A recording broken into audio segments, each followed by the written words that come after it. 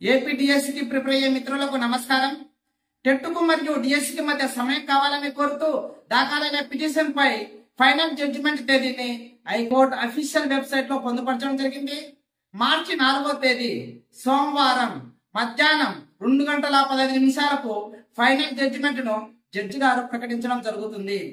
అలాగే షెడ్యూల్ ఏరియాలోని 517 పోస్టులను జనరల్ కేటగిరీలో కేటాయించడం వలన దాని మీద వేసిన ట్రైబల్ కేసు విచారణ కూడా మార్చి 4 సోమవారం మధ్యాహ్నం 1:30 విచారణ జరగడం జరుగుతుంది.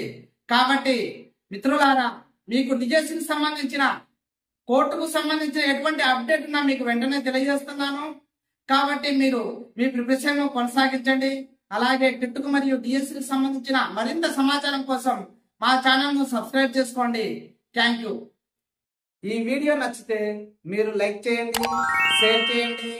మరిన్ని మంచి వీడియోలు మీకు నోటిఫికేషన్ రూపంలో రావాలంటే కింద ఉన్న బెల్ ఐకాన్ మీద నొక్కి సబ్స్క్రైబ్ చేసుకోండి. జై హింద్.